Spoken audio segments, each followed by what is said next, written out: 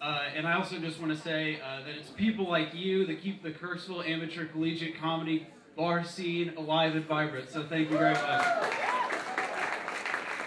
All right, I'm going to be up here for 5 minutes, so I think we need to get to know each other a little bit, you know. And by that I mean I'm going to talk about myself the entire time. So like Ed said, my reputation from high school has preceded me a little bit here. If you've ever been anywhere near a high school, you know that people get nicknames there. You know, stuff like Boomer, Schmitty, that whore. My name's Eric, so naturally in some circles I became known as Big Dick Rick. And whether or not that in and of itself is a blessing or a curse, I think we can all agree that it was much better than the alternative.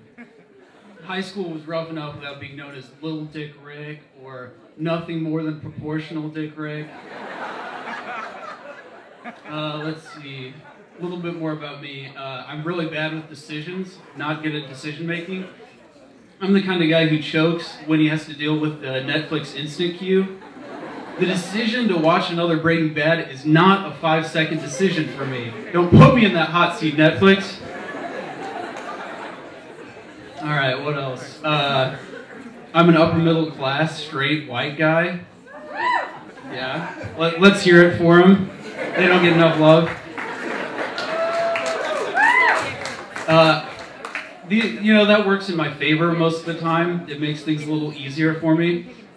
But as a comedian, it makes me the starving African child on the spectrum of privilege.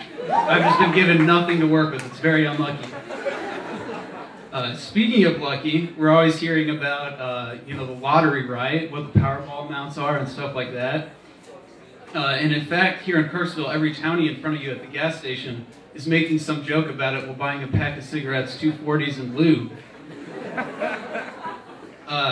This is pretty interesting. I've actually heard that you have a better chance of correctly guessing the first and last name of any random female in the United States than of winning the lottery.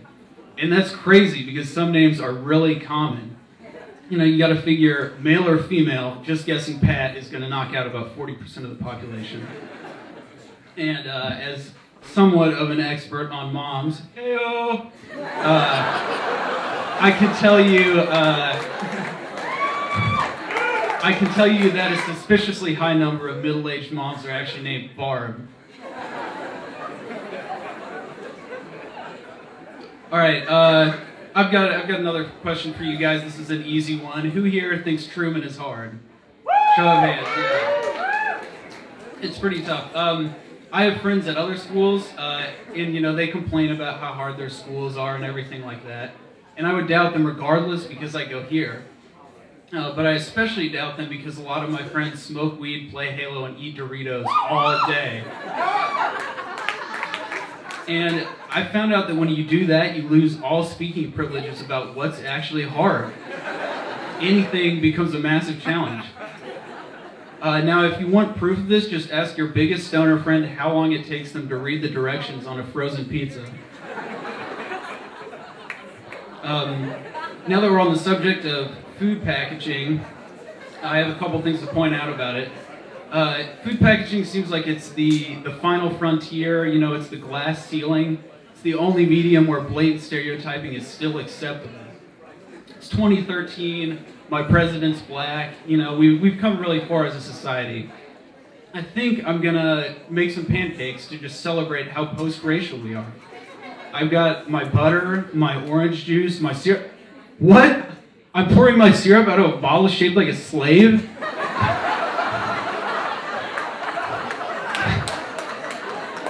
How is this still happening, Aunt Jemima?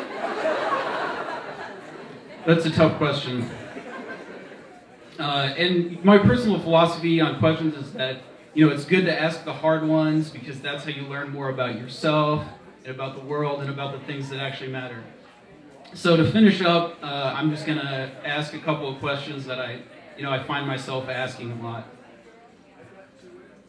Why does Elijah Wood look like someone who's just recently been hit in the nuts, except all the time? Is it just me, or is nuts a funny word again? it used to be such a little kid thing, you know, like, oh man, he hit me in the nuts. You know, Barb's yelling at his brother for hitting him in the nuts. But it's kind of cycled around and become edgy again, I think. Why would you say anything but no if a stranger asks you if you like to party? Is the lesbian that I'm talking to right now a kind of lesbian that would have a threesome with me? Does this lesbian actually exist, or is it entirely mythical? What are Amish people in Kirksville buying from Walmart? Do they eat shrimp? Why are people embarrassed when they habitually cover their mouths when they yawn? I wish I did that. I habitually make direct eye contact with my professors and yawn directly in their face. All right, last one. How did the KKK choose what the names of their ranks are? You know, there's like the supreme leader is called the Grand Wizard, and his underlings are called dragons, right? Was the guy who started it out just like, okay, I'm a wizard. What's the next coolest thing besides a wizard? Oh yeah, a dragon. You guys are dragons. Thank you very much, guys.